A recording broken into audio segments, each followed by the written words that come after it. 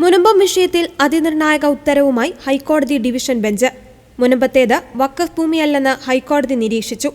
1950 ആധാരപ്രകാരം ഇത് ഫറൂഖ് കോളേജിനുള്ള ദാനമാണെന്നും ഭൂമി തിരിച്ചെടുക്കുവാനുള്ള വ്യവസ്ഥ വന്നതോടെ ഭൂമി വഖഫ് അല്ലാതായെന്നും കോടതി വ്യക്തമാക്കി. മുനമ്പത്തേത് വഖഫ് ഭൂമിയാണെന്നായിരുന്നു ഹൈക്കോടതി സിംഗിൾ ബെഞ്ച് നിലപാടെടുത്തത്. വഖഫ് നിയമം അനുസരിച്ചുള്ള നടപടികളെ പറ്റൂവെന്നും നിലപാടെടുത്തിരുന്നു. എന്നാൽ ഡിവിഷൻ ബെഞ്ച് ഇത് തിരുത്തുകയായിരുന്നു. സർക്കാരിന്റെ അപ്പീലിലായിരുന്നു ഹർജി. ജസ്റ്റിസ് CN രാമചന്ദ്രൻ നായരെ മുനമ്പത്തെ ഭൂമിയുടെ പരിശോധനയുമായി ബന്ധപ്പെട്ട് സർക്കാർ നിയോഗിച്ചിരുന്നു. ഇത് ഹൈക്കോടതി സിംഗിൾ ബെഞ്ച് റദ്ദാക്കി.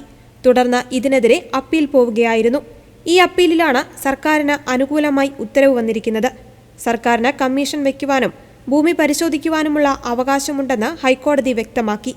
ഇതിനൊപ്പമാണ് സുപ്രധാന നിരീക്ഷണം ഹൈക്കോടതിയുടെ ഭാഗത്തുനിന്ന് ഉണ്ടായത്. മുനമ്പത്തേത് വഖഫ് ഭൂമിയായി കണക്കാക്കുവാൻ കഴിയില്ല. 1950 ആധാരപ്രകാരമാണ് വഖഫ് ഭൂമി എന്ന നിലയിൽ ഫറൂഖ് കോളേജിലേക്ക് വരുന്നത്.